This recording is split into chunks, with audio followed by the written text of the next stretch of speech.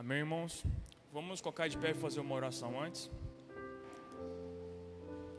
Senhor Deus e meu Pai amado, tenho consciência do tamanho desse ministério, Senhor, desse chamado e da função que estou exercendo neste dia hoje, de trazer a Tua palavra, Senhor Deus amado.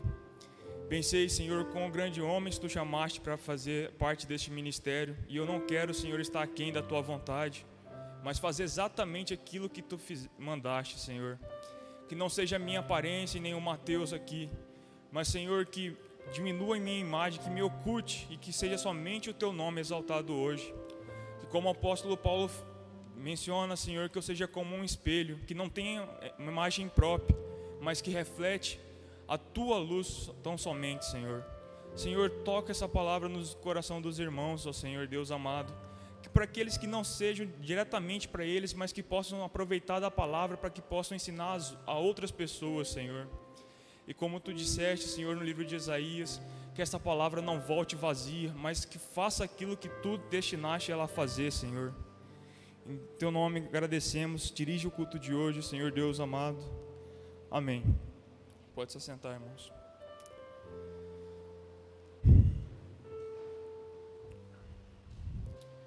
Irmãos, nós vivemos em tempos. O tempo em si, que é uma coisa importante que nós devemos considerar, é uma coisa cumulativa, é uma coisa que tem um progresso. Se nós pegarmos nossa vida, vamos por 25 anos de idade, e pegar os anos e embaralhar, nossa história não faz sentido nenhum. A nossa vida é um acumulativo de eventos que vai acontecendo. A vida cristã é exatamente a mesma coisa. Nós não chegamos aqui hoje simplesmente como se brotasse a fé que nós temos aqui hoje. Se nós olharmos para o passado, para os quase 4.000 anos de história que temos, foi um progresso, um avanço. A palavra foi evoluindo. Eu gosto de pensar que a palavra é semelhante a uma corrida, naquela que tem a passagem de bastão. Há muito tempo atrás, Deus chamou a Abraão para ser o precursor da palavra, por causa da fé de Abraão, amigo de Deus. Deus passou para ele o bastão, e Abraão passou para o filho dele Isaac, Isaac para Jacó, Jacó para os patriarcas, e um passando para o outro bastão. Cada um deles deu um passo a mais nesse ministério. E depois desses irmãos todos foram passando para os profetas, chegou na mão de Jesus, que as pessoas estavam se perdendo. Jesus esclareceu para eles novamente a corrida e mostrou para eles os alvos que as pessoas têm que seguir, aonde eles têm que chegar. E a palavra foi indo. Às vezes a gente desconsidera, a gente pensa que a palavra é só até Jesus, e de Jesus a gente acordou aqui já recebendo a palavra. Mas de Jesus até nós hoje tem aproximadamente 2.000 anos. 2.000 anos de pessoas passando a palavra e a responsabilidade de pregar o Evangelho. Como vocês sabem, não tinha denominações como nós vemos hoje. Não tinha igreja tempo de oração, igreja batista, igreja presbiteriana. Não, tudo começou depois que os apóstolos pregaram o Evangelho, os discípulos de Jesus. A igreja católica começou. A igreja católica significa o quê? A igreja universal. Eles acreditavam, os irmãos, que existia uma única igreja do Senhor, que de fato é. Nós temos várias denominações, mas é uma única igreja do Senhor. A igreja católica então começou simbolizando isso, a igreja universal, a igreja do Senhor, isso que significa o nome católico. Mas em um momento dessa jornada, essa instituição perdeu o foco e começou a ser anexada pelo poder político de Roma. O Estado de Roma começou a anexar a igreja, e aquilo que era a fé cristã pura e simples, somente a palavra de Deus perfeita, começou a se perverter, a ser prostituir um evangelho. Mas Deus nunca perdeu o testemunho dele, mesmo que por vários anos a fé foi perdida e as pessoas se perverteram, começaram a cobrar indulgências. Não sei se vocês já estudaram isso na história. Isso não é só história que a gente estuda na graduação ou só no ensino médio. Isso está implicando na nossa vida. As pessoas que eram responsáveis por pregar o Evangelho começaram a cobrar dinheiro para ser salvas. Então, se você tem um pecado, não precisa se arrepender. Você simplesmente paga e a igreja te dá um cartão te dizendo que você está justificado. Pronto. Que obviamente é mentira. A própria instituição católica nesse período, depois que se perverteu, eles impediram a tradução da palavra. Essa Bíblia que nós temos hoje foi impedida. porque eles achavam que a palavra tinha que ser mantida em latim. Então imagina, você vem pregar o evangelho para um país como Índia, o Brasil, o sermão era pregado em latim. Já pensou se eu chegasse aqui, ou se a gente tivesse a prática de pregar em inglês para a igreja? Vocês viriam, dormiriam e iam para casa sem absorver nenhum conhecimento.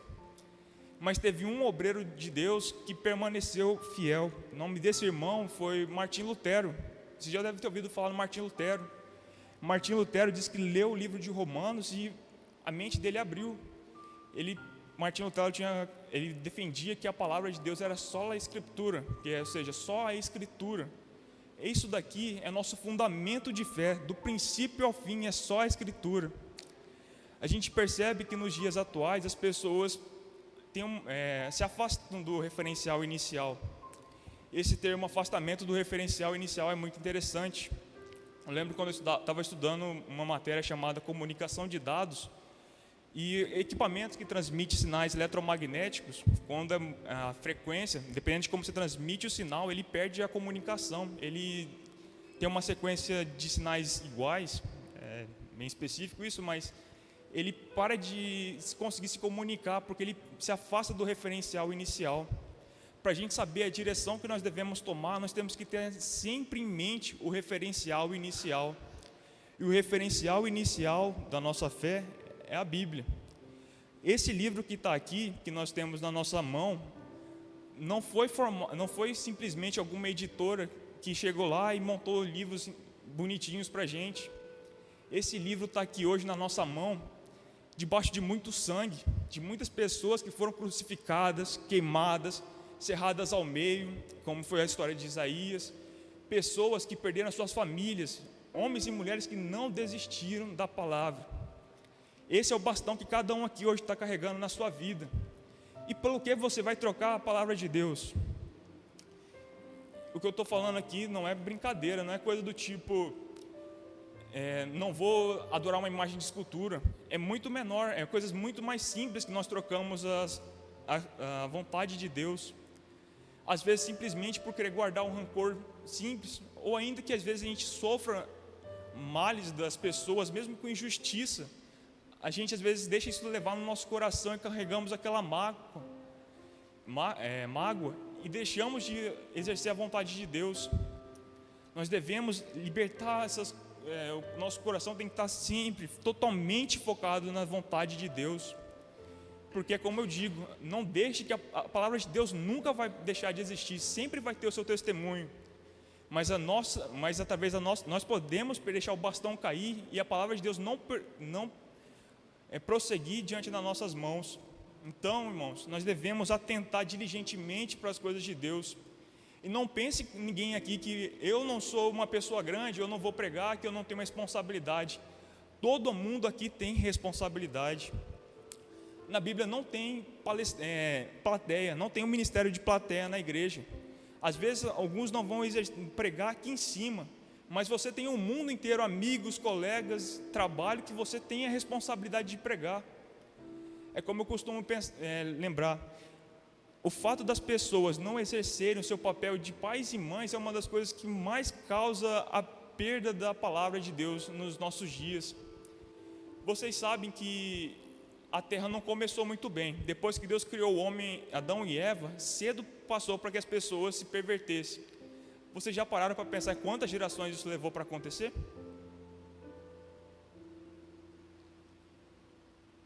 Segundo um historiador judeu, Flávio Joséfo, ele estima que depois da 7ª geração, depois de Adão e Eva, a raça humana estava completamente pervertida, totalmente destruída. Deus fala em Gênesis 6 que os pensamentos dos homens eram maus continuamente. 6 gerações que os pais não ensinaram os filhos a andarem no caminho do Senhor, e os filhos foram seguindo a sua própria vontade, até chegar ao ponto que os filhos já não davam mais intenção para a vontade de Deus.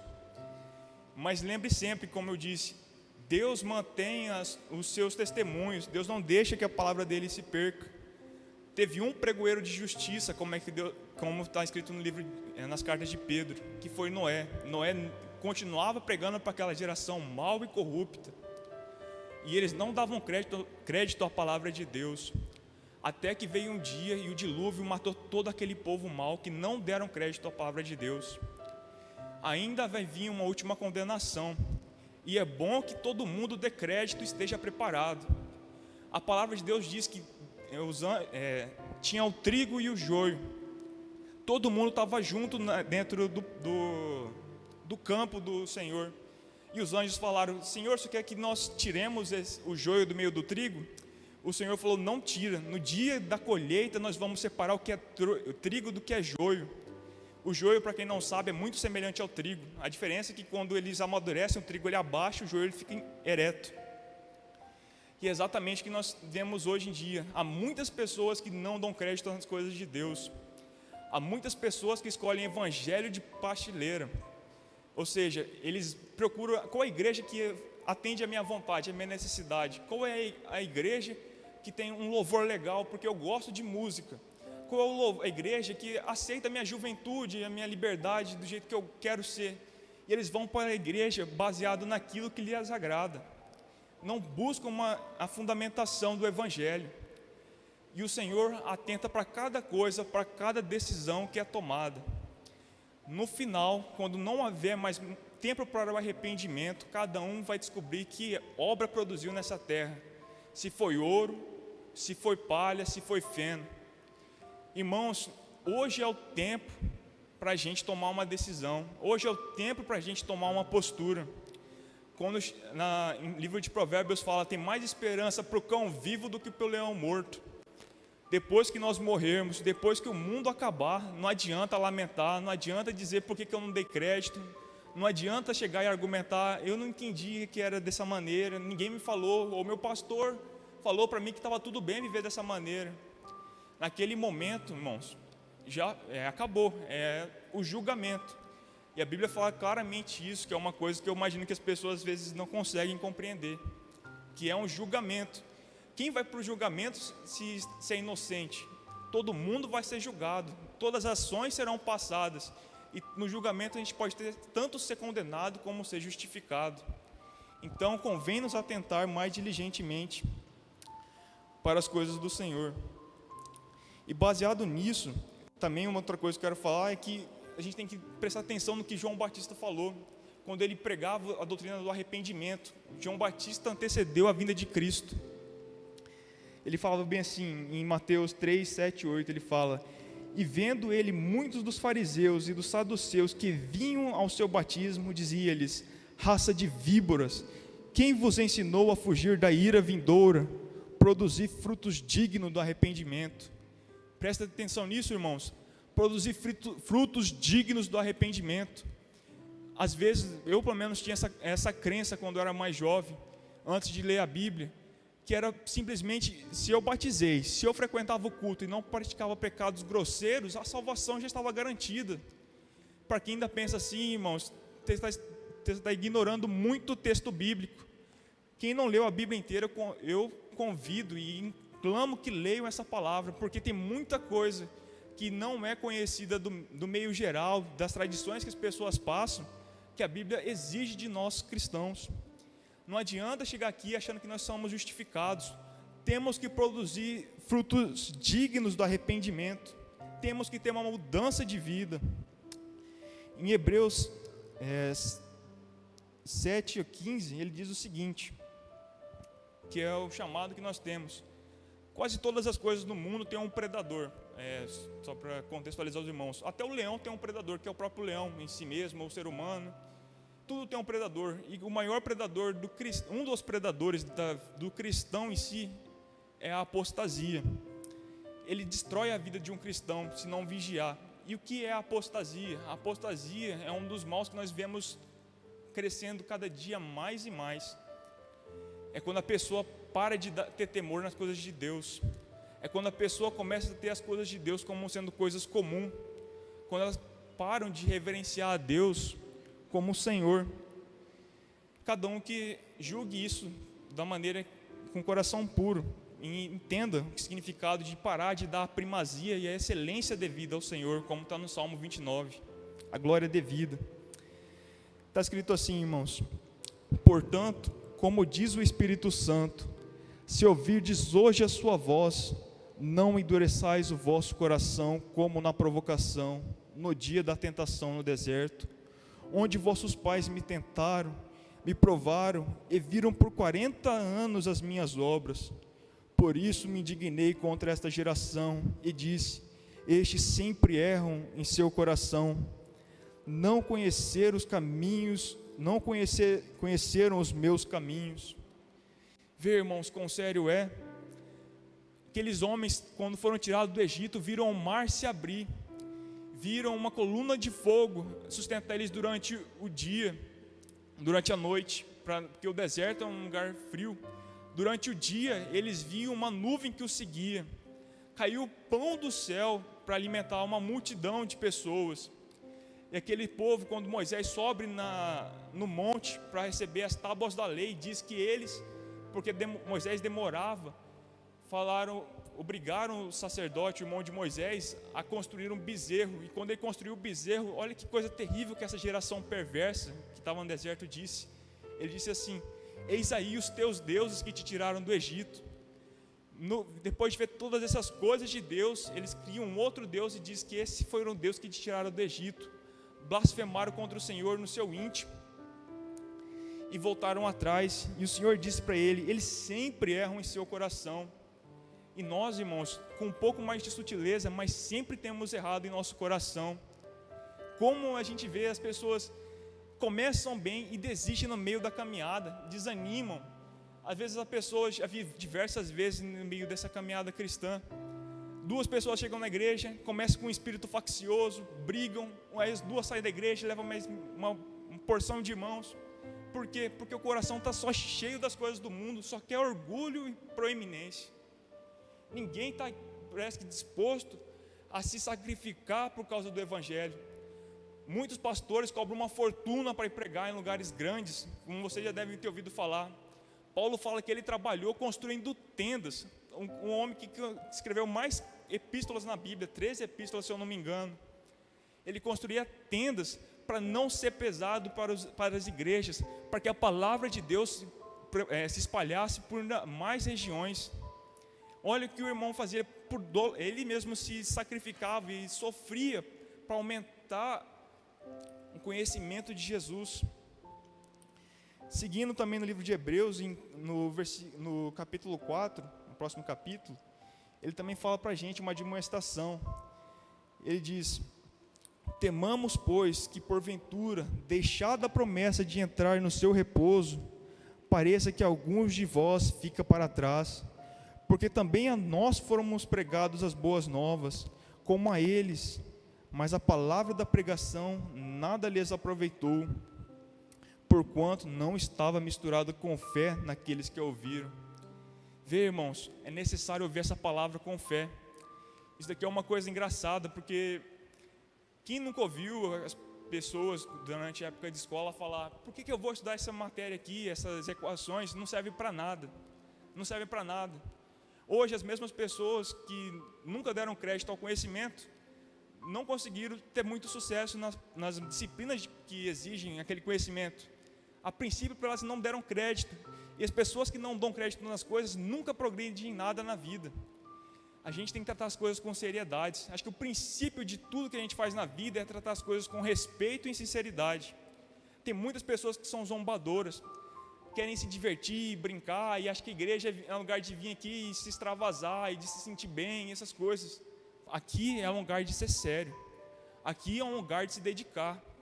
Como eu disse, aqui a gente está passando um bastão, é uma missão. O que a gente está fazendo aqui hoje, a nossa missão como cristão aqui hoje, é anotado diante de Deus e vai ser cobrado de cada um naquele dia. O que nós temos plantados para aquele dia? Nós temos que analisar isso dia após dia, cada situação, cada decisão que a gente toma, temos que ter isso em mente. Tudo que a gente fizer vai ser cobrado. Em Eclesiastes, o irmão diz: tudo que vem à tua mão para fazer, faça. Lembra, porém, que tudo Deus te trará em juízo no final. Deus vai te trazer a juízo. Veio na igreja e ficou com distração, não quis prestar atenção, ou deixou de vir na igreja porque queria assistir uma novela. Deus está vendo, e Deus vai te trazer no juízo no dia do fim. Então, irmãos, sejamos vigilantes, para que nós não pereçamos. A palavra diz aqui, temamos, pois, porque ventura não deixemos a promessa de entrar no repouso, e pareça que alguns de vós ficam para trás. Eu espero que pelo menos os que são sinceros de coração permaneçam, que sejam fortes e continuem até o fim. Mas são muitos que não dão crédito na palavra de Deus da mesma maneira. A gente vê muito disso, que é triste, que na vida dos casais, geralmente é sempre a mulher que quer buscar a Deus e o marido simplesmente deixa de vir buscar. Irmãos, vai ficar para trás. Nós devemos dar crédito às coisas de Deus. E uma coisa que a gente tem que parar de fazer é de dar desculpa. A gente sempre dá desculpa. Eu lembro que quando comecei a estudar, eu não tinha o melhor computador para estudar, e minha área de trabalho era na computação. Mas eu lembrava que os maiores cientistas, os homens que foram capazes de colocar o ser humano, chegar até a Lua, tinham um computador pior do que o meu. O problema não está na ferramenta, mas em quem usa a ferramenta. Nós temos, irmãos, e saber usar a palavra, nós não temos falta de elementos para perseverar. O que falta é a gente saber usar os nossos elementos, as nossas ferramentas para esse evangelho. Eu acho que, como que a gente tem que se comportar nessa vida cristã? Eu acho que nós não podemos citar um exemplo melhor do que a vida de Paulo. Paulo foi um fariseu criado aos pés de Gamaliel. Para quem não sabe quem foi Gamaliel, Gamaliel é tipo Albert Einstein da teologia. Ele era uma pessoa que mais se destacava em termos de conhecimento do judaísmo na época. Então Paulo era um PhD no judaísmo, contextualizando para a nossa linguagem de hoje. E olha que interessante a conversão de Paulo, como que ela se dá. Está em Atos, capítulo 9. Atos, que foi um livro escrito por Lucas, a Teófilo, um tratado, como a Bíblia chama. Lembrando que antes de Paulo ser convertido, ele era um perseguidor da igreja, porque por ser judeu, ele achava que pregar Cristo era uma blasfêmia. Está dizendo, na mente de Paulo, como um fariseu, dizer que Jesus era filho de Deus era uma heresia, dizer que um homem era filho de Deus. Então ele achava que, pelo zelo que ele tinha da palavra, era a missão dele perseguir todos que faziam parte dessa seita cristã, que seguia Jesus. E Paulo participou da morte de Estevão. Estevão nem era um dos apóstolos grandes, como a gente vê, apóstolos grandes como Pedro e Tiago. Ele era simplesmente um irmão como cada um de nós que está aqui. E ele, quando estava andando, imagino, ele começou a pregar o evangelho e explicar desde quando Deus chamou Abraão, e explicar através da palavra, fundamentar na palavra como que Jesus era o Cristo que vinha de Deus. E o povo daquela época, os judeus, quando ouviram isso, não suportaram ouvir. A palavra de Deus para eles foi insuportável, e eles apedrejaram Estevão, a testemunha. E quando eles apedrejavam Estevão, Paulo estava lá vendo isso. Mas Deus, que tem uma obra que, como o próprio Paulo fala, ó profundidade das riquezas do conhecimento e do saber de Deus. O Senhor queria que aquele servo, Paulo, que perseguia a igreja, fosse o instrumento usado para pregar o evangelho em toda a região, em todo o Império Romano, que naquele momento era a região banhada pelo mar Mediterrâneo. Olha a conversão de Paulo, irmãos. E Saulo, respirando ainda ameaças e mortes contra os discípulos do Senhor, dirigiu-se ao sumo sacerdote e pediu-lhe cartas para Damasco, para as sinagogas, a fim de que se encontrasse alguns deste caminho, quer homens, quer mulheres, os conduzisse presos a Jerusalém. E indo no caminho, aconteceu que, chegando perto de Damasco, subitamente o cercou um resplendor de luz, e caindo ele em terra, ouviu uma voz que lhe dizia: Saulo, Saulo, por que me persegues? E ele disse: Senhor, quem és, Senhor? E disse o Senhor: eu sou Jesus a quem tu persegues. Duro é para ti recalcitrar contra os teus aguilhões.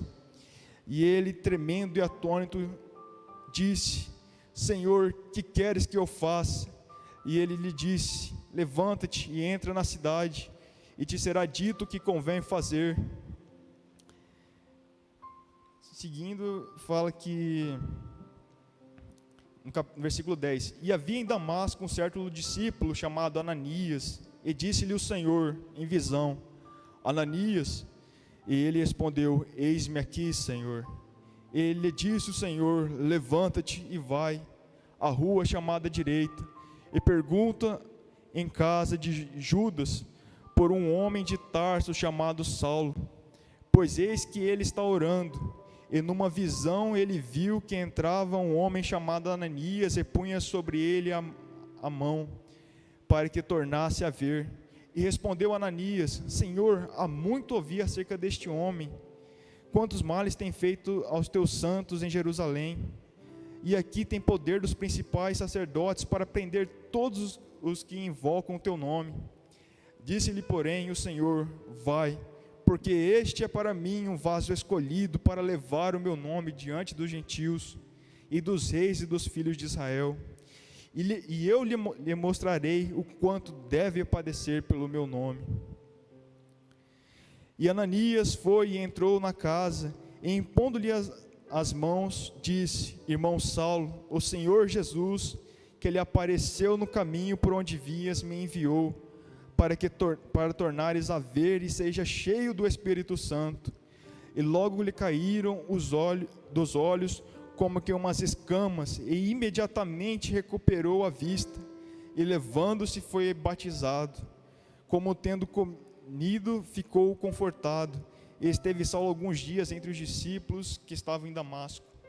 Vê, irmãos, e a conversão de Paulo, de muitas formas, se assemelha à conversão de cada cristão que a gente vê hoje em dia. Qualquer cristão que verdadeiramente se converteu. Ele fala que, primeira coisa, ele pergunta ao Senhor: que queres que eu faça? Muitas vezes as pessoas não buscam conhecer qual é a vontade do Senhor. Não existe missão de papel para cada um aqui, já pré-definida, qual nós vamos dar. Todo cristão tem aqui esses passos a serem seguidos. Cada um aqui tem um papel específico a ser exercido dentro da vida cristã. Cada um tem um ministério que tem que levar, e cada um tem a responsabilidade de levar esse ministério.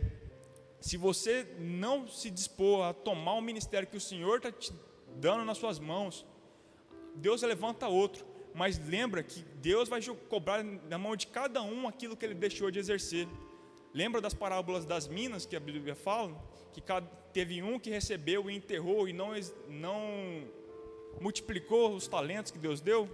É exatamente isso. Todo mundo tem o seu talento, uns mais, outros menos, mas todo mundo tem que pregar o seu talento na obra. Aqueles que, por vergonha, por medo, por negligência, ou por seja lá o que for, deixam de exercer a sua responsabilidade na casa de Deus, Deus vai cobrar naquele dia.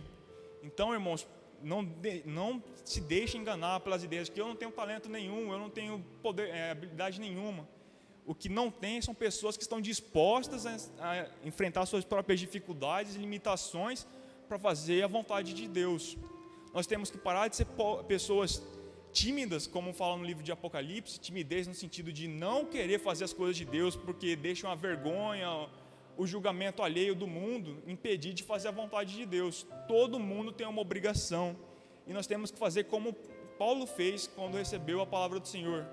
Perguntar: Senhor, qual é a tua vontade? E não é perguntar qual é a tua vontade e esperar que daqui 2 horas o Senhor revele para você a vontade. É perguntar qual é a sua vontade e buscar, e esperar 10 anos, 5 anos, 20 anos, quanto for necessário, para que o Senhor revele qual é a sua vontade. As coisas preciosas nesse mundo não são construídas do dia para a noite. O ouro, o diamante, que são pedras preciosas, ou qualquer outro mineral precioso, não nasce do solo, nas árvores ou coisas do tipo. O diamante é formado por 2 coisas: uma, temperatura, e outra, pressão. Não espere ser um vaso precioso de Deus sem ter que suportar as 2 coisas. Uma, lutas, e a outra, muita pressão. É um mundo, lembra que A palavra diz que o leão, que Satanás está como um leão ao nosso redor, nos secando.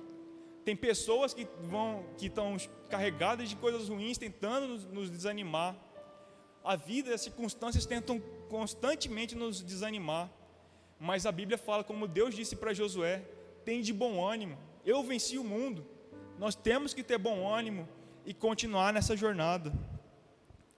Não é fácil. Acho que uma das coisas que as pessoas sempre gostam de trazer no meio cristão, que é uma coisa que eu vi na minha infância inteira, era essa: vem você ver Jesus que tudo está bom na sua vida. De fato, tudo vai estar bem, mas não sobre a ótica que a gente tem quando está no mundo. Acho que isso é uma coisa que é importante ser dita. Sua vida não vai ficar mais fácil dentro dos aspectos que você pensa que é fácil, que é ter dinheiro, ter um matrimônio que é mil maravilhas, ou todas as coisas darem certo na sua vida. Isso não vai acontecer. Isso não é o que a Bíblia está falando. A Bíblia está falando que o conhecimento, a satisfação de ter a Cristo na sua vida vai suprir todas as necessidades que essas áreas faltam na nossa vida. A coisa que eu acho que é o maior mistério para compreender Deus é que às vezes a gente se converte e tenta analisar a vida de Cristo como sendo do nosso nascimento até a nossa morte. Isso é metade da equação. A nossa vida é do nascimento e toda a eternidade futura. Se a gente só olhar para as coisas que nós temos perdas nessa vida, a gente está perdendo, a gente vai sair perdendo. Nós não temos promessa de riquezas, de que nós vamos ser bem tratados. Na verdade, a Bíblia fala que nós vamos ser perseguidos, que a gente vai ser maltratados, carregar a nossa cruz. Mas uma coisa que as pessoas, que muitas não gostam de pregar, porque não atrai multidões do mundo, é que nós temos uma vida eterna. Eternidade, sabe? A eternidade é uma coisa que, acho que mais próximo de dizer isso é o infinito. A primeira vez que eu estudei o conceito de infinito na matemática é uma coisa que perturba, porque basta você fazer o seguinte: pensa num número grande, qualquer número grande que você imaginar, e eu te digo, esse número grande que você imaginou, mais um já é maior do que você imaginou.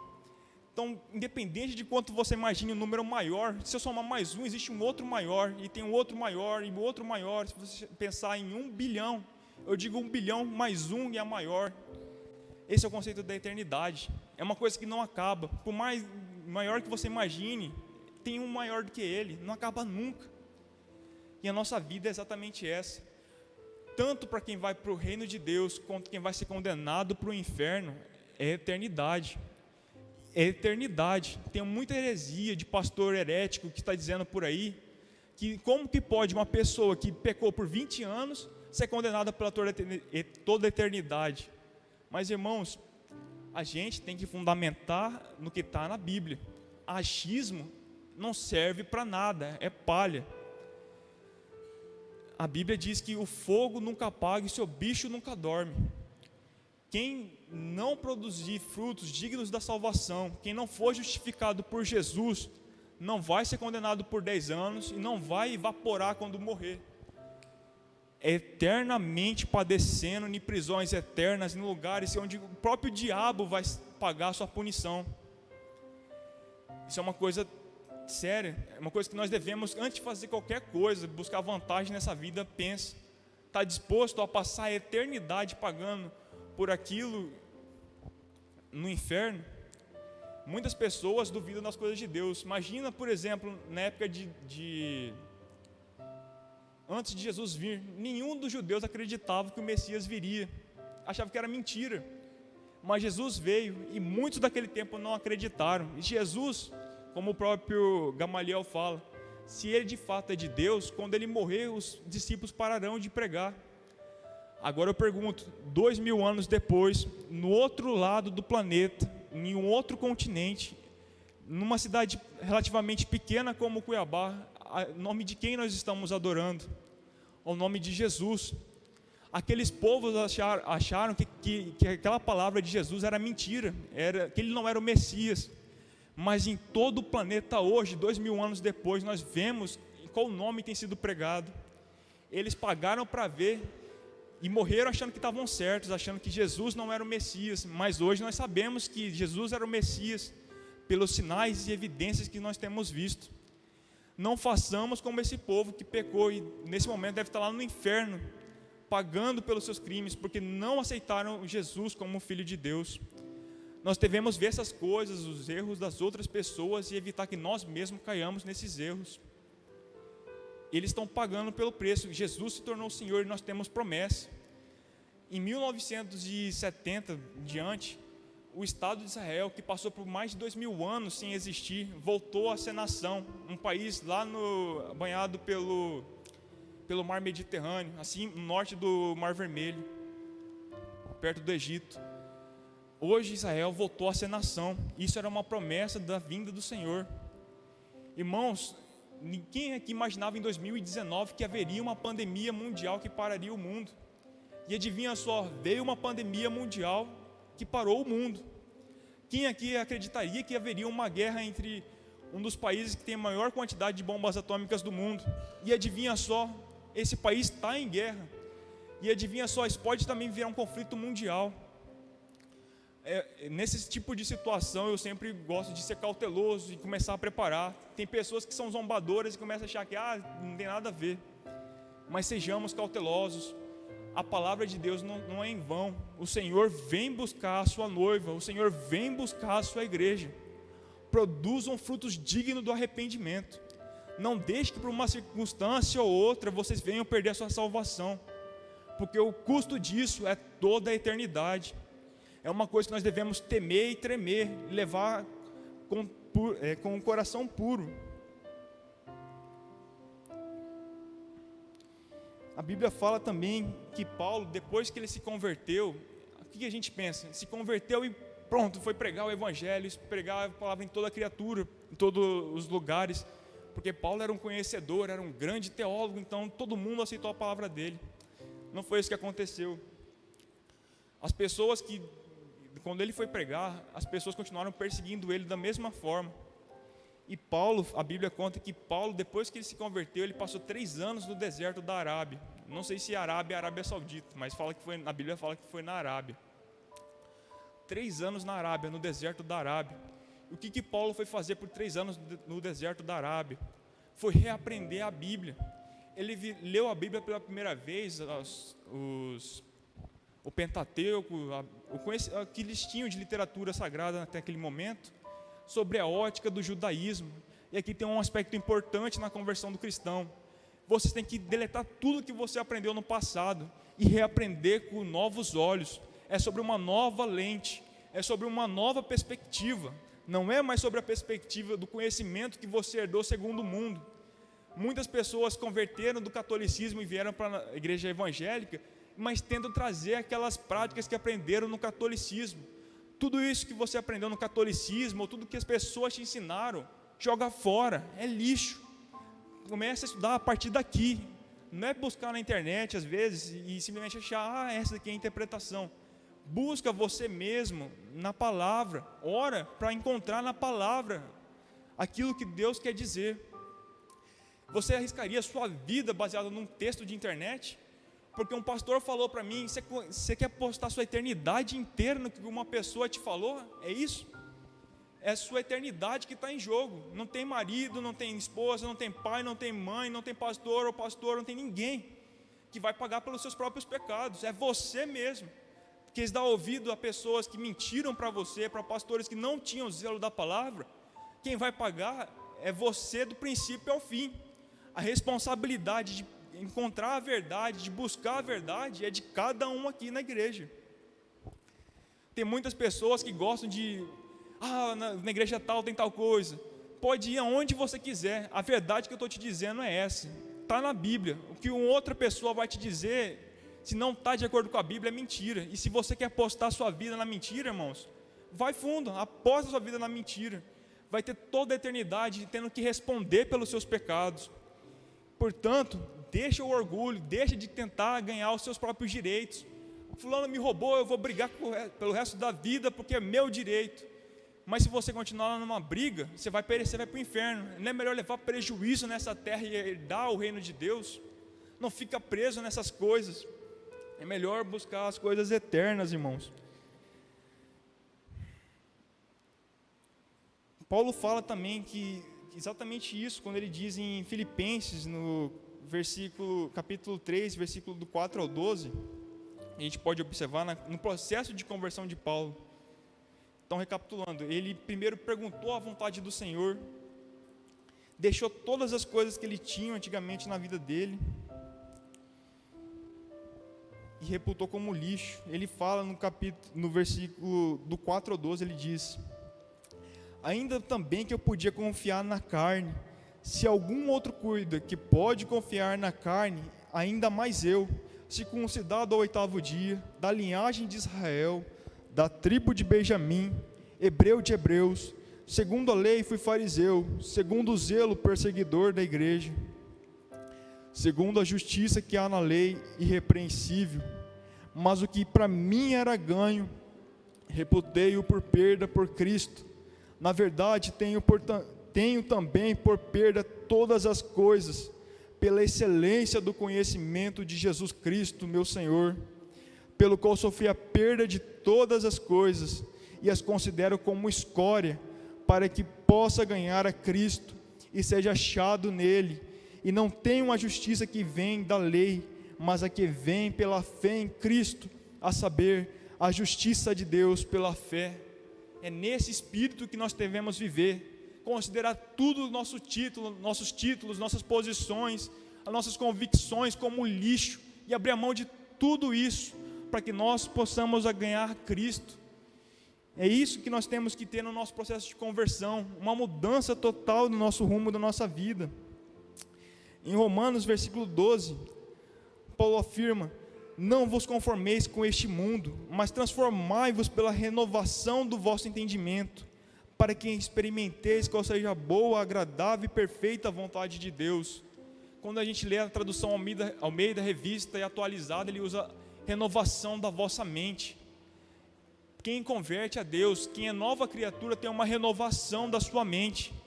Irmãos, nossos membros não pensam, todo o nosso conhecimento, nossas decisões são feitas pelo nosso entendimento, pela nossa mente.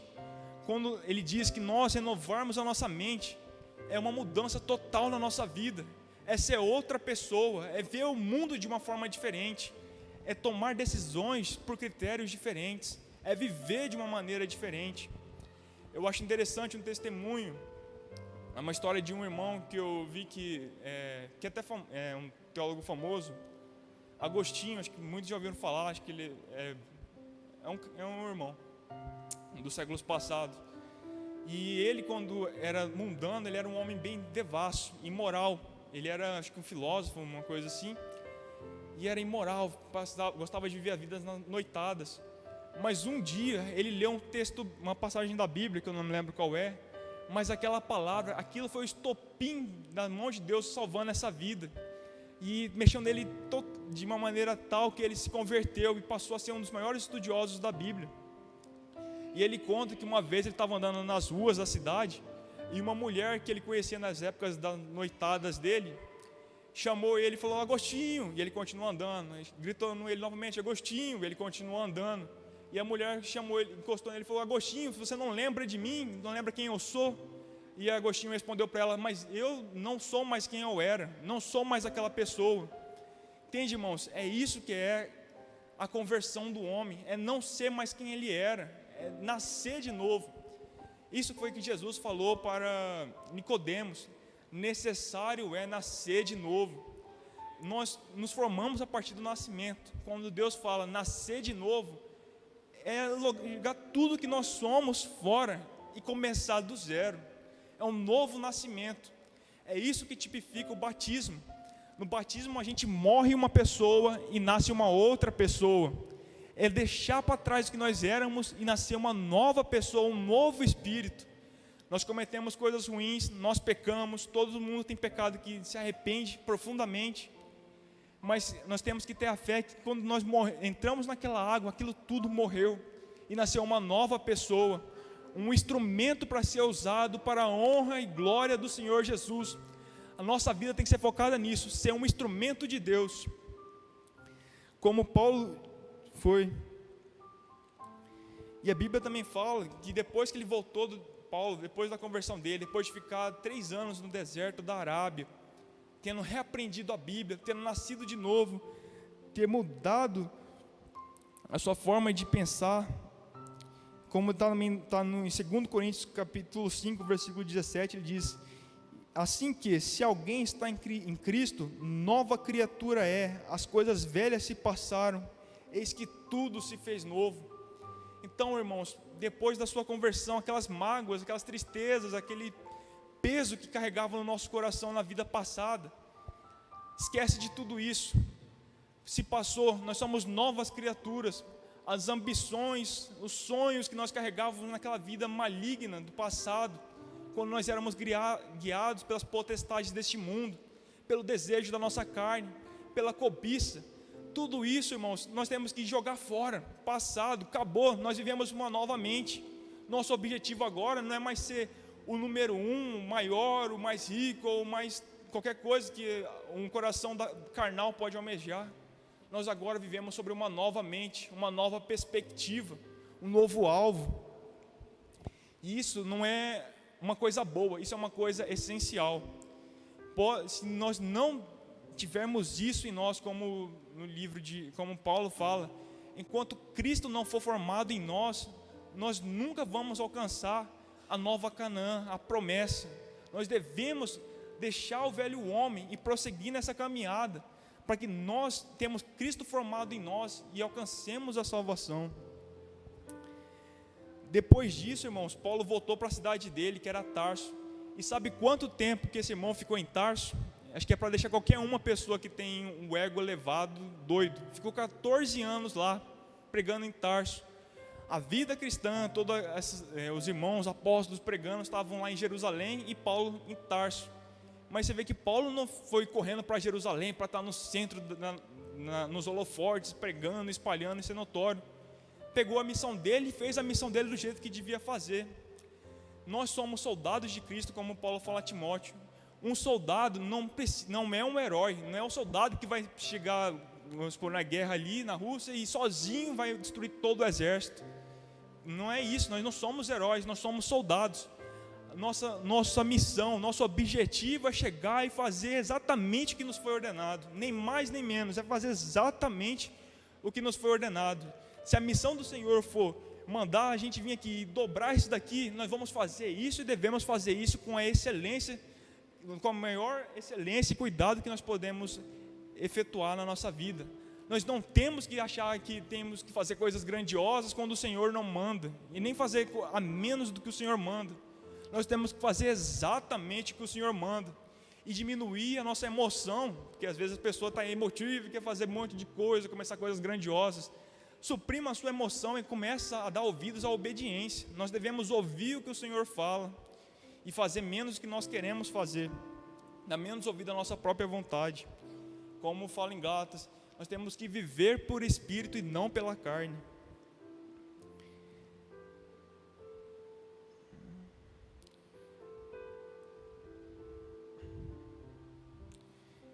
E o que nós podemos, e assim que encerra, o que Paulo fez no processo de conversão dele. Em suma, o que nós precisamos entender é isso: deixar tudo que nós fomos e começar uma nova vida, uma nova caminhada, com novos objetivos, visando a vida eterna. E muitas vezes, como eu também imaginava, que servir a Deus era uma coisa de muito prestígio dentro dos olhos do mundo. A gente ganharia guerras e títulos, nós seríamos pessoas que tudo que nós faríamos seria vitorioso e coisas grandiosas, mas isso nunca aconteceu. E para mim, a princípio, quando eu era jovem, isso era um pouco estranho, mas compreendendo a palavra, a gente compreende o que Deus quer dizer sobre ser vitorioso. Olha as dificuldades que a vida cristã comumente enfrenta. Não pense que ser cristão vai abrir, tudo vai acontecer bem do jeito que a gente imagina. Na verdade, isso é o maior equívoco, e acho que é a coisa que mais faz as pessoas desanimar nessa jornada. Vem com uma expectativa lá em cima de que vai vencer, vai derrubar muralhas nesse mundo e ser grandioso. Isso não acontece. Nós fomos chamados para viver de acordo com a eternidade. A recompensa que nós queremos ter, nós vamos alcançar lá no fim, quando a gente receber uma salvação eterna, quando não houver motivo de choro nem de tristeza, mas de alegria, regozijo diante do Senhor, não por 1 ano, 10 anos, mas por toda a eternidade. regozijando de uma coisa que nós não merecíamos. Isso vai trazer satisfação à nossa alma. Olha que Paulo, no caso, enfrentou. Se a gente lê em 2 Coríntios, do 1 ao 11, esse irmão que trabalhava por conta própria para não ser pesado para a igreja, que foi pregando para povos pagãos que nenhum judeu queria pregar. Segundo os judeus, falar com o gentio era coisa impura, mas Paulo foi lá, foi o irmão que foi eleito e exerceu seu ministério pregando para os gentios, para aquele que ninguém mais queria que se convertesse. Olha o que ele recebeu em troca nesse chamado. Por isso, tendo este mistério segundo a misericórdia que nos foi feita, não desfalecemos. Antes, rejeitamos as coisas que por vergonha se ocultam, não andando com astutícia, nem falsificando a palavra de Deus. E assim como nos recomendamos a consciência de todo homem na presença de Deus, pela manifestação da verdade. Mas ainda se o nosso evangelho está encoberto, para os que se perdem está encoberto, nos quais o Deus deste século cegou-lhes o entendimento dos incrédulos, para que lhes não resplandeça a luz do evangelho da glória de Cristo, que é a imagem de Deus. Porque nós não pregamos a nós mesmos, mas a Cristo Jesus o Senhor, e nós mesmos somos vossos servos por amor de Jesus, porque Deus disse que das trevas resplandeça a luz, e é quem resplandeceu em nosso coração para iluminação do conhecimento da glória de Deus, na face de Jesus Cristo. Temos, porém, este tesouro em vaso de barro, para a excelência do poder, para que a excelência do poder seja de Deus e não de nós.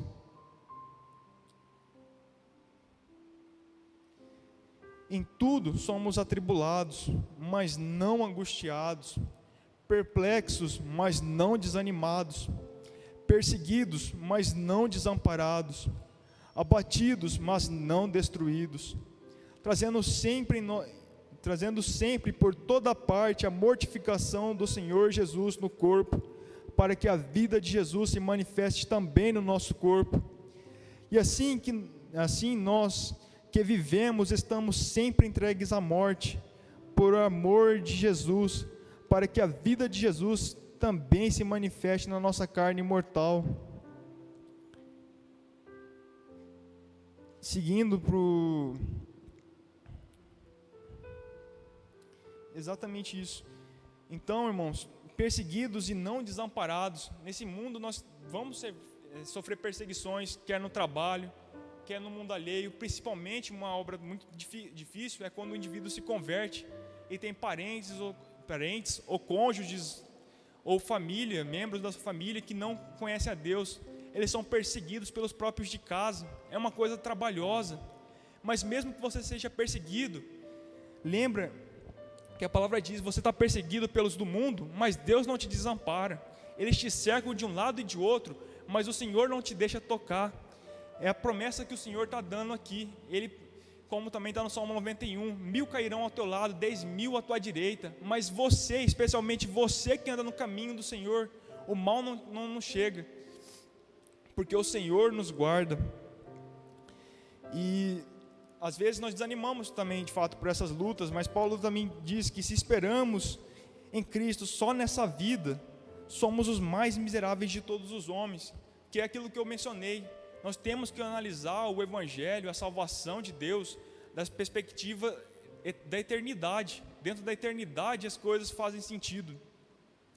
Dentro dessa vida nós vamos ter lutas e perseguições, e não se admire de ter lutas e perseguições, como Pedro fala. É necessário que elas venham e que nos aflijam, mas quando nós recebermos o galardão que nos está proposto, tudo vai valer a pena, irmãos.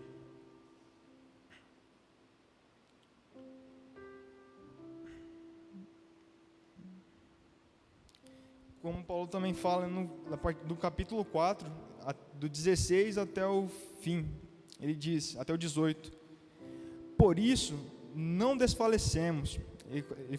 Antes ele diz: pela ajuda de Deus, ele diz: Por isso não desfalecemos, mas ainda que o nosso homem exterior se corrompa, o interior, contudo, se renova de dia em dia, porque a nossa leve e momentânea tribulação produz para nós um peso eterno de glória muito excelente, não atentando nós para as coisas que se veem, mas para as que não se veem, porque as que se veem são temporais, e as que não se veem são eternas. Irmãos, eu lembro de um pregador chamado George Whitefield. Dizem que a vida do Whitefield pode ser bem representada por uma vela. Esse irmão pregou o evangelho, acho que se não me engano, na Inglaterra, e dizem que durante toda a vida dele ele pregou o evangelho. E numa dos sermões que ele foi fazer numa das cidades, depois de andar dias ou horas a cavalo, já estava exausto, já era um homem idoso. Ele, quando estava subindo para o quarto dele, no andar de cima, com uma vela, tinha muitas pessoas que chegaram nessa cidade à noite para ouvir a palavra. E quando ele estava indo para o quarto dele descansar, ele não pôde ir para o quarto dele, ele tinha que anunciar o evangelho. Enquanto ele ia subindo aquelas escadas, ele foi subindo as escadas e pregando para aquele povo até a vela se acabar. E naquele dia ele morreu também. Exatamente esse nosso motivo de alegria, é ter a nossa vida inteira gasta no evangelho, de chegar no final da vida e morrermos e termos a sensação de que é meu último dia hoje nesse mundo, mas eu sei que no meu passado inteiro eu me dediquei ao Senhor. Pior vai ser quando chegar naquele último dia, que cada um vai ter no seu dia específico, o dia da sua morte, e se nós não morrermos abruptamente, tivermos tempo de refletir, espero que nós não tenhamos motivos de nos arrepender, que nós não nos lembremos das coisas ruins que nós praticamos na nossa vida, das vezes que nós tivemos a oportunidade de fazer a vontade de Deus, mas nós preferimos fazer a nossa própria vontade, e deixamos de dar glória ao nome de Deus, e buscamos a nossa própria exaltação, o nosso próprio prazer, o prazer da carne. Não percam, irmãos, a vida de vocês por prazeres transitórios, como o irmão fala, não atentando nós para as coisas que se veem, mas para as que não se veem, para a eternidade com Deus, porque as coisas que se veem, as coisas desse mundo, coisas que nós podemos almejar nesse mundo, são temporais, ou seja, acabam com o tempo, se desgastam, chegam a um fim, e as que não se veem são eternas, as coisas que nós buscamos são eternas. Eu vejo uma coisa que eu passei muito tempo, quando era mais jovem, na academia, malhava, fiquei quase um ano malhando, e hoje praticamente não estou mais nada do que eu tinha naquela época. São coisas temporais, elas têm um significado durante aquele tempo, mas conforme o tempo passa, elas se acabam. As coisas na vida são desse jeito. Tem pessoas que colocam coisas nessa vida como sendo o pico da vida delas, uma razão de vida delas, mas tem noção que as coisas acabam. Mas aquilo que a gente faz em prol de Deus é eterno, isso não acaba. Irmãos, do que adianta construir um castelo inteiro, magnífico, de areia, a partir do primeiro vento forte vai acabar. Não é melhor construir uma casa feita de pedra, que não pode ser abalada? É uma coisa que demora muito mais fazer uma casa de pedra do que de areia. Casa de areia é momentânea, você sente a beleza logo de cara, mas a coisa edificada na rocha demora, exige esforço, exige luta para construir, mas tem uma vantagem, ela não se destrói, ela não se acaba nunca. Então a vida de vocês é essa obra que cada um tem edificado a sua própria. Vocês vão edificar uma vida bela nesse mundo de areia, que no primeiro vento forte, assim que vocês morrerem, vai se acabar? Ou vocês vão edificar na vida de vocês uma casa na rocha, sobre Cristo, que é trabalhoso, é difícil, mas que tem uma recompensa eterna? Isso é uma coisa que nós devemos analisar, sentar em casa hoje e pensar, que alvo eu estou querendo seguir na minha vida? As coisas não vão acontecer simplesmente esperando acontecer. Acho que foi um raciocínio que eu tive bem cedo na minha vida, que minha família não era financeiramente rica, as coisas não iam acontecer caindo do céu. Quem já viu por acaso Bill Gates bater na porta de alguém e falar: ei, você quer trabalhar na minha empresa? Isso não vai acontecer. Não acontece coisas boas do nada na nossa vida. Se quer que uma coisa aconteça, começa a construir. Ninguém vai conseguir uma vida cristã como a Bíblia manda sentado esperando que Deus vai trazer do céu, você vai acordar num dia, no estalar de dedos, sendo um cristão perfeito. É construção atrás de construção, pancada atrás de pancada. Lembra o que eu disse? Pressão e temperatura. A gente vai ser tentado, tribulado, perseguido, mas é assim que se formam verdadeiros cristãos. É nessa forja, é atrás da pancada que a gente cria verdadeiros cristãos, que aprende a olhar para Deus e não para os sinais desse mundo. É uma construção. E a vida cristã, acho que é um detalhe que as pessoas, nós devemos observar, é que existe um progresso, tem nascimento, e tem desenvolvimento, e tem o fim. Quando a gente se torna mais velhos na igreja, mais experientes, nós tornamos anciãos, ensinamos os mais jovens, passamos o evangelho para a geração futura. Mas como fala no livro de Hebreus, as pessoas continuam presas no começo do evangelho, é sempre isso. Aprendeu a batizar e fica patinando naquele comecinho do evangelho. Eu posso assistir novela bíblica ou não posso? Eu posso fazer isso ou não posso? Irmãos, todo mundo aqui tem conhecimento do que pode e que não pode.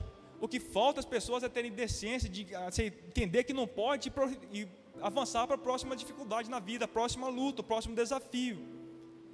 As pessoas ficam sempre patinando entre os princípios da fé, mas nós devemos encarar, responder esse problema. Vamos para o próximo problema, vamos enfrentar o próximo desafio, chegar à maturidade como pessoas que já conheceram o evangelho, já provaram que o Senhor é doce e é agradável, e passar para a geração futura, isso que nós experimentamos. Você tem que experimentar e ver que o Senhor é bom, e passar para a geração futura aquilo que você mesmo experimentou, que o Senhor é o suficiente na vida do cristão. Temos a responsabilidade de conduzir a geração futura a seguir o caminho do Senhor. Mas a Bíblia, como a Bíblia fala, em 7 gerações que não foram pregadas a palavra do Senhor, os seres humanos todos se corromperam. Nós vemos que cristãos, eles vêm, sentam na igreja, provavelmente não são tocados por Cristo, não ensinam os filhos dele, e a geração que era para servir a Deus, deixa de servir. Não mantém essa linha contínua de ensinando os nossos, pelo menos ensinando os nossos de casa. Nós devemos avançar nessa maturidade, acelerando em 2 Coríntios, capítulo 6, 14 ao 18, é uma coisa importante, que nós, nesse caminho de servir a Deus, é necessário separação do mundo. Nós não devemos nos misturar com o mundo. Nossa relação com o mundo é para pregar o evangelho, mas nós vemos que as pessoas vão cada vez mais se aproximando do mundo. Eu não vou falar muito, vou só ler as passagens aqui para cumprir com a nossa responsabilidade de tempo. Ele diz assim, em 2 Coríntios capítulo 6, do 14 ao 18: não vos prendais a um jugo desigual com os infiéis, porque que sociedade tem a justiça com a injustiça, e que comunhão tem a luz com as trevas, e que concórdia há entre Cristo e Belial, ou que parte tem o fiel com o infiel, e que consenso tem o templo de Deus com os ídolos, porque vós sois o templo de Deus, do Deus vivente. E Deus disse: neles habitarei e neles andarei, e eu serei seu Deus e eles serão meu povo. Porque saí do meio deles e apartai-vos, diz o Senhor, e não toqueis nada imundo, e eu vos receberei, e eu serei para vós pai, e vós sereis para mim filhos e filhas, diz o Senhor Todo-Poderoso. Irmãos, presta atenção, é separação do mundo. Nós devemos nos separar do mundo. Há muitas pessoas que se convertem, mas continuam levando a mesma forma de vida. Eu fico surpreso que as pessoas que se convertem a Deus, mas frequentam a mesma roda dos ímpios. Parece que está tentando dizer para o ímpio que não tem problema nenhum no pecado, está persuadindo a pessoa a continuar no pecado. Ela tem que entender muito bem qual é a consequência do pecado dela, que ela vai para a morte. E nós que queremos servir a Deus, temos que estar longe daqueles que não temem a Deus. Nós devemos fazer distinção entre aqueles que servem a Deus e aqueles que não servem a Deus. Nosso único relacionamento com o mundo é para pregar o evangelho. Paulo fala também para Timóteo, no 2 Timóteo, capítulo 2, versículo 19: Todavia, o fundamento de Deus fica firme, tendo este selo: o Senhor conhece os que são seus, e qualquer que profere o nome do Senhor, aparte-se da iniquidade. É bem claro, a separação da iniquidade, a tolerância para o pecado é zero. É interessante que o Deus dos gregos, o Deus dos romanos, era conhecido pela força, pela guerra, pela violência, mas o nosso Deus, que é singular durante toda a história, ele é conhecido por santidade, irmãos. É uma coisa ímpar, não tem nenhum outro Deus nas literaturas que eu já vi, nem Deus nórdico, nem grego, nem romano, nem de nenhuma outra região, que preza pela santidade. A Bíblia fala em Levíticos: vós sereis santos, porque o vosso Deus é santo. Uma vida santa e transparente, é isso que nós devemos buscar, uma vida santa e transparente. Em 2 Timóteo, capítulo 2, versículo 24 a 26 diz: e o servo do Senhor não convém contender, mas sim ser manso para com todos, apto a ensinar, sofredor, instruindo com mansidão os que resistem, a ver se porventura Deus lhe dará o arrependimento, para conhecerem a verdade e tornarem a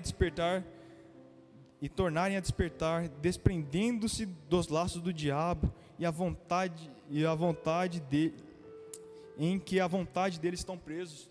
Ou seja, sempre estar apto e ter conhecimento da Bíblia para poder pregar para os ímpios, para ver se o Senhor desperta aquela alma, como Ananias estava lá apto para pregar para Paulo, e por causa que Ananias foi lá pregar para Paulo, olha o quanto o Evangelho se expandiu para o mundo inteiro, por causa que tinha irmãos prontos. Nós todos devemos estar preparados, saber ensinar o Evangelho, para que possamos ensinar pessoas, vasos para Deus.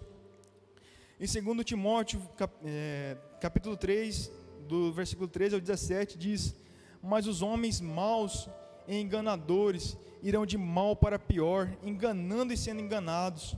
Tu, porém, permanece naquilo que aprendeste e de que foste inteirado, sabendo de que o tens aprendido, e que desde a tua meninice sabes as sagradas escrituras, que podem fazer-te sábio para a salvação, e pela fé que há em Cristo Jesus.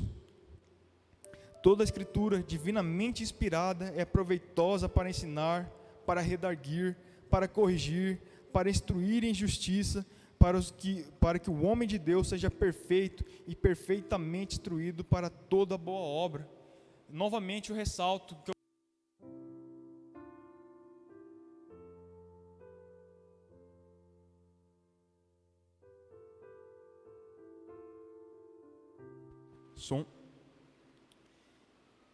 o que eu mencionei no começo, irmão, já finalizando, fundamentar a nossa fé na palavra. A palavra de Deus é a rocha, é a espada nesse combate que nós temos. Tudo que a gente fizer tem que ser fundamentado sobre a Bíblia.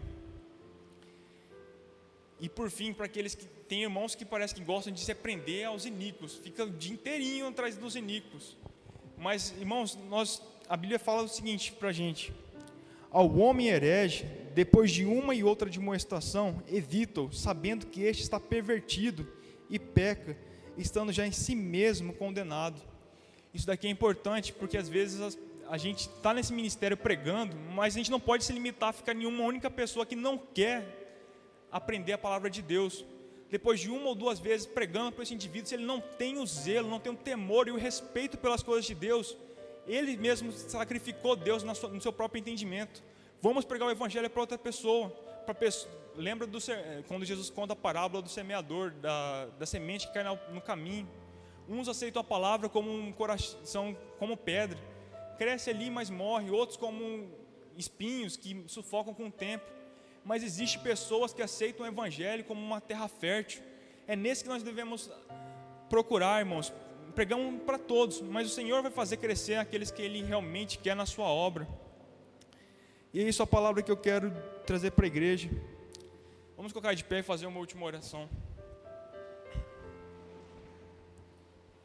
Senhor Deus e meu Pai amado, trouxe a Tua palavra à Tua igreja. Senhor, onde não foi claro, que o Teu Espírito Santo toca no coração, Senhor Deus amado, comunicando a cada um aquilo que precisa fazer, Senhor. Desperta-nos nesse tempo, Senhor Deus amado, um espírito, Senhor, focado em Ti, e que sabe, Senhor, medir o tempo. e entender, Senhor, que o fim de todas as coisas se aproxima, Senhor Deus amado. Senhor, tire de nós o coração frio, Senhor Deus amado, e abra os nossos olhos, nos ajude a perseverar nesse tempo de apostasia, Senhor, onde as pessoas deixam de buscar o puro e santo Evangelho e se misturam com ensinos estranhos, Senhor Deus amado, de demônios. Mas, ó Senhor Deus amado, guarda nossa mente, renova o nosso espírito e nos ajude a caminhar a carreira que nos está proposta, olhando para Ti, Senhor Deus amado, e tendo o consolo da vida eterna que Tu nos tem prometido, Senhor. Que Tu foi o precursor e abriu o caminho para a salvação, onde nós não somos salvos pelas nossas obras, mas pelo Teu sangue, pela justificação, porque cremos que Tu, Senhor, é o Filho de Deus, e que Tu levaste o nosso pecado naquela cruz como um cordeiro, como um sacrifício vivo pelos nossos pecados. Damos graças a Ti, Senhor Deus amado. Abra o nosso entendimento, Senhor Deus amado, e toca o nosso coração, segundo o beneplácito da Tua misericórdia, Senhor Deus amado. Amém.